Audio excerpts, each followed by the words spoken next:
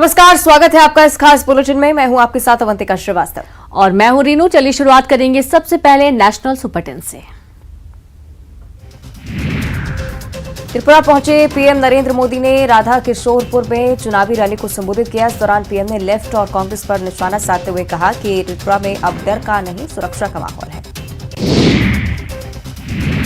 केंद्रीय गृह मंत्री अमित शाह ने शनिवार को कर्नाटक के पुत्तूर में जनसभा को संबोधित किया। शाह ने कांग्रेस पर हमला बोलते हुए कहा कि कांग्रेस ने पॉपुलर फ्रंट ऑफ इंडिया के 1700 मेंबर्स को रिहा किया, जबकि पीएम मोदी ने पीएफआई पर बैन लगाया और इसे हमेशा के लिए बंद कर दिया। कांग्रेस जिसने देश विरोधी तत्वों को मजबूत किया, कर्नाटक की सुरक्षा नहीं कर सकती।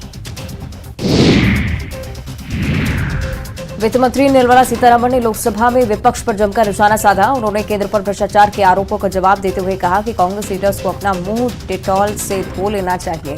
इस दौरान वित्त मंत्री ने राजस्थान के मुख्यमंत्री अशोक गहलोत की विधानसभा में गलत बजट पढ़ने को लेकर भी चुटकी ली। जमीयत उलेमा ए हिंद के चीफ महमूद मदनी ने कहा कि भाजपा और आरएसएस से हमारा कोई धार्मिक मतभेद नहीं है, बल्कि वैचारिक मतभेद है। दिल्ली के रामलीला मैदान में जमीयत के 34वें अधिवेशन में उन्होंने कहा कि भारत जितना मोदी और भागवत का है, उतना ही मदनी का भी है। राष्ट्रीय जांच एजेंसी ने बेंगलुरु से एक संदिग्ध आतंकी को गिरफ्तार किया है। पकड़े गए आतंकी का नाम आरिफ है। बताया जा रहा है कि वो आईएसआईएस में शामिल होना चाहता था और अफगानिस्तान और ईरान के रास्ते सीरिया भागने की फिराक में था। एनआईए के मुताबिक आरिफ कट्टरपंथी है, हालांकि अभी तक किसी भी घटना में शामिल नहीं हुआ है।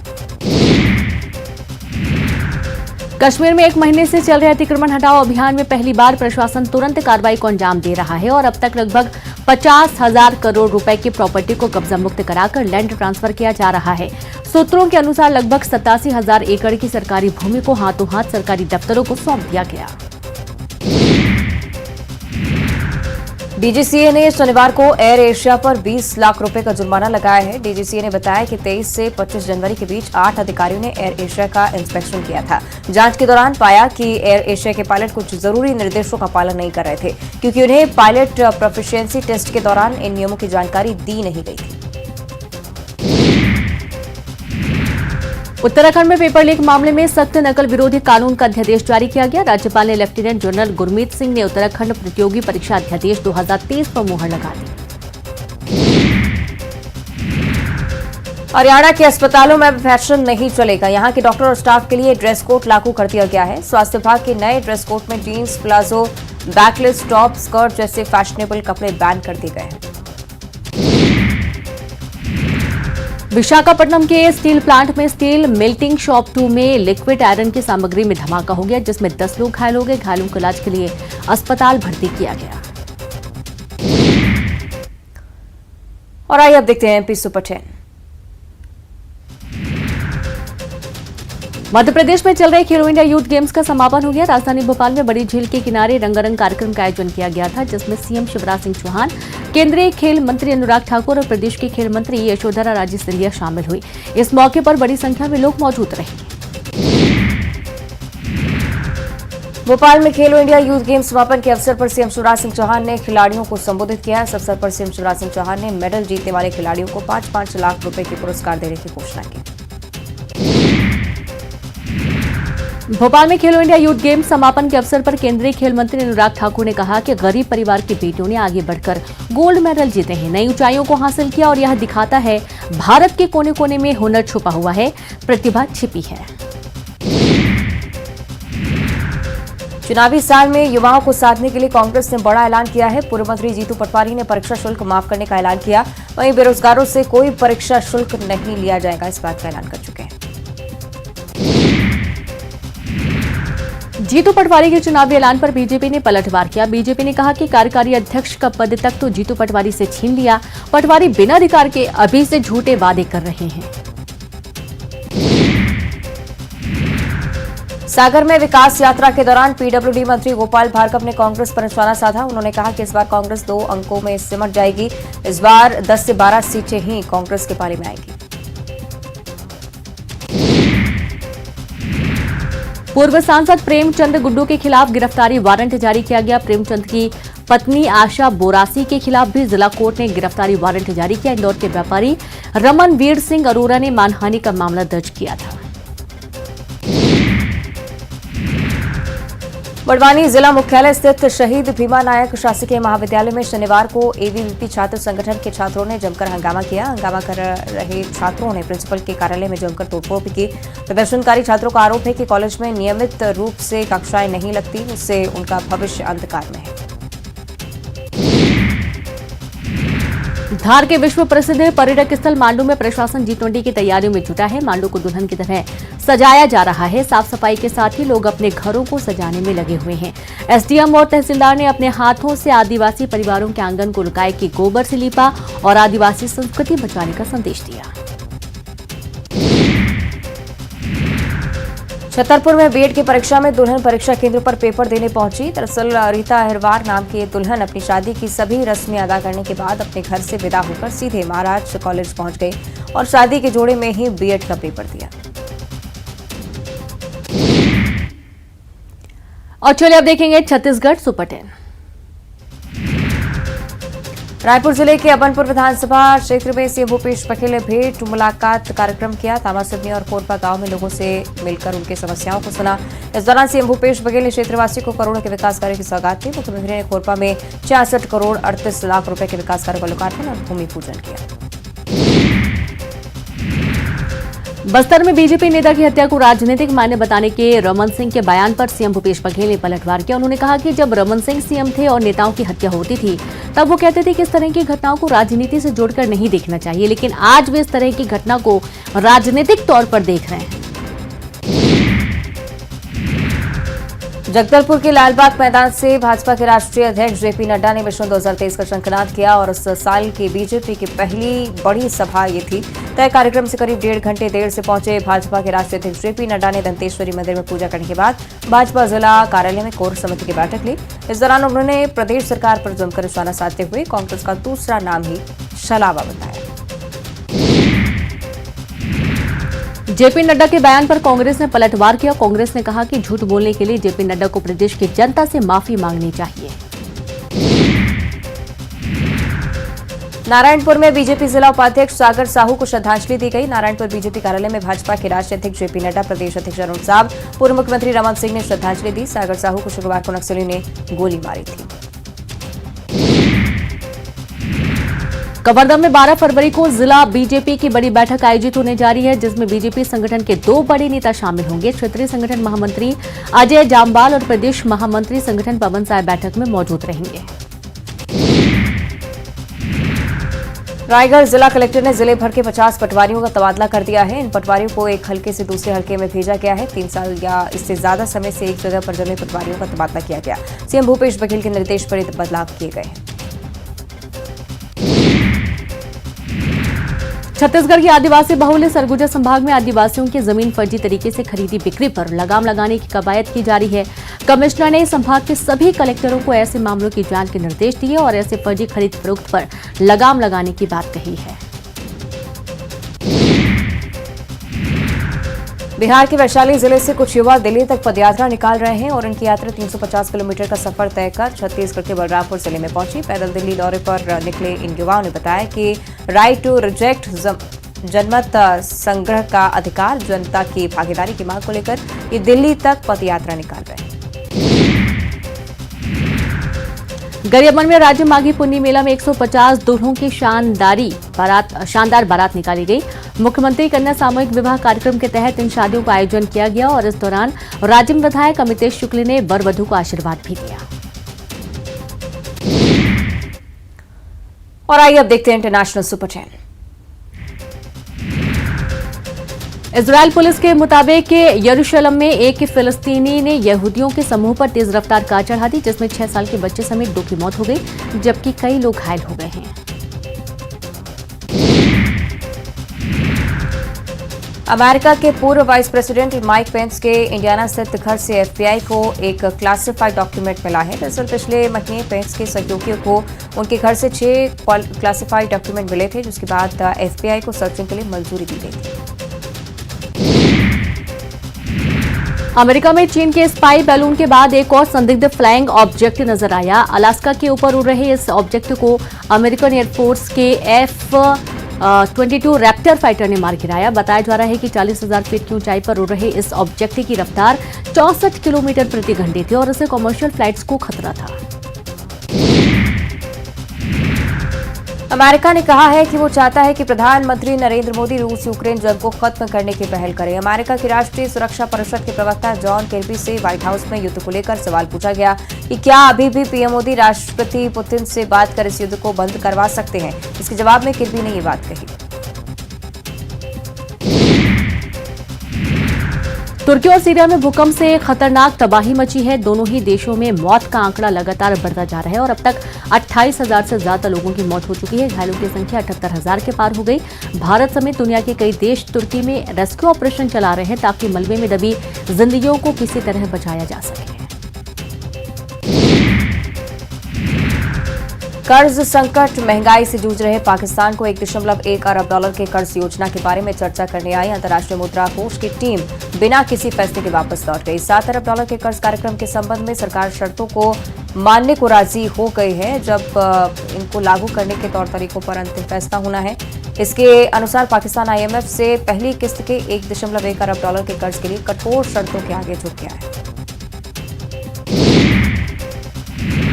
तुर्की और सीरिया में आए भूकंप के बाद मलबे के नीचे से लाशों के निकलने का सिलसिला जारी और इसी हादसे में एक भारतीय ने भी जान गंवाई है। उत्तराखंड के पौड़ी जिले के रहने वाले विजय कुमार गौड़ एक आधिकारिक काम से तुर्की गए हुए थे तो वही भूकंप से आई तबाही में उनकी जान चली गई। भारतीय दूतावास अंकारा ने ट्वीट कर इस बात की जानकारी दी। कनाडा में ब्रैम्पटन के बाद हिंदू बहुल आबादी वाले मिसिसॉगा सिटी में पटाखों की बिक्री पर कई तरह की पाबंदियां लगाई जा रही हैं। दोनों ग्रेटर टोरंटो एरिया के 10 बड़े शहर में से एक हैं और यहां के कई और शहर इसी तरह के नियम बनाने की तैयारी कर रहे हैं। ओंटारियो प्रांत का शहर मिसिसॉगा कनाडा का 7वां सबसे बड़ी आबादी वाला शहर। इंग्लैंड के ग्रेट यारमाउथ में शुक्रवार को एक सेकेंड वर्ल्ड वॉर के समय का बम डिफ्यूज किए जाने से पहले ही फट गया। घटना शाम 5 बजे के आसपास हुई। बम फटने की आवाज लोगों को 15 मील यानी 24 किलोमीटर दूर तक सुनाई। मध्य अफ्रीका के देश इक्वेटोरियल गिनी में एक अज्ञात बीमारी फैल रही है। इससे अब तक कम से कम 8 लोगों की मौत हो चुकी है।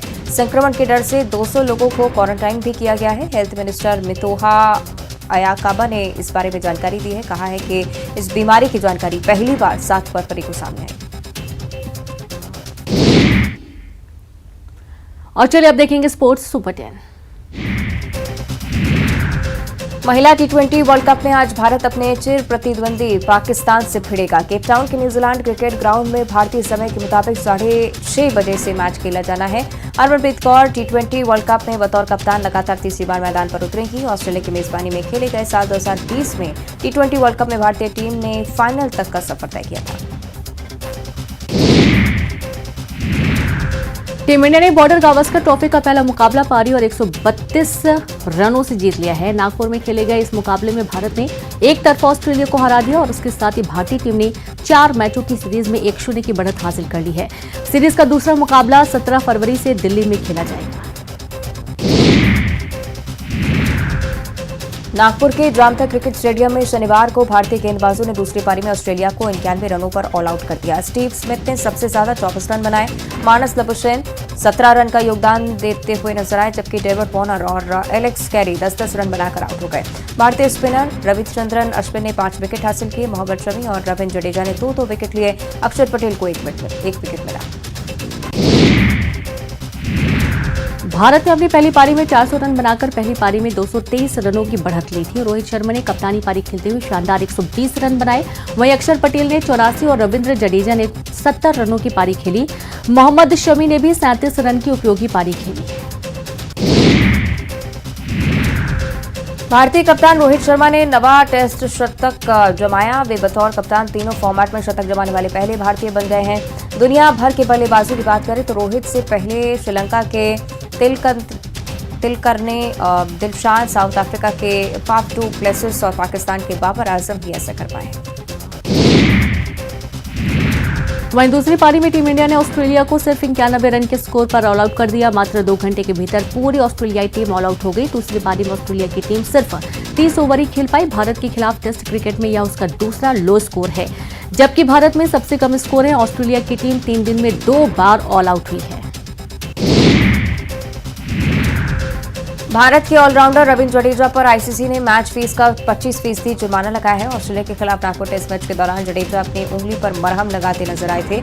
इस बारे में उन्होंने अंपायर्स को नहीं बताया था और इस कारण आईसीसी ने उन्हें प्लेयर्स कोड ऑफ कंडक्ट का दोषी पाया और उन पर जुर्माना लगा दिया। भारत ऑस्ट्रेलिया के बीच चल रही बॉर्डर गावस्कर ट्रॉफी का तीसरा टेस्ट धर्मशाला से शिफ्ट हो सकता है। आउटफील्ड का तैयार ना होना इसकी वजह बताया जा रहा है और 1 मार्च से होने जा रही इस मुकाबले को बेंगलुरु में कराया जा सकता है। हाल ही में बीसीसीआई के चीफ क्यूरेटर सहित एक दल में मैदान मुआयना किया गया और इंस्पेक्शन करने वाले दल को लगता है कि मैदान तैयार होने में समय लगेगा। इंदौर के होलकर स्टेडियम में खेले जा रहे रणजी के सेमीफाइनल मैच में मध्य प्रदेश के खिलाफ बंगाल बहुत मजबूत स्थिति में पहुंच चुका है। टीम ने चौथे दिन अपनी दूसरी पारी 9 विकेट पर 279 रन के स्कोर पर खत्म की और अनुष्टुप मजूमदार ने अपने सबसे ज्यादा 80 रन बनाए, जबकि प्रदीप्ता प्रामाणिक 60 रन के स्कोर पर ईशाल पोरेल के साथ नाबाद रही। मध्य प्रदेश के सारांश जैन ने सबसे ज्यादा 6 और कुमार कार्तिकेय ने 3 विकेट लिए। रणजी ट्रॉफी सेमीफाइनल के चौथे दिन सौराष्ट्र के कप्तान अर्पित बसावड़ा ने दोहरा शतक जड़ दिया। उन्होंने शेल्डन जैक्सन के साथ 232 रन की पार्टनरशिप की और टीम का स्कोर 500 रन के पार पहुंचाया।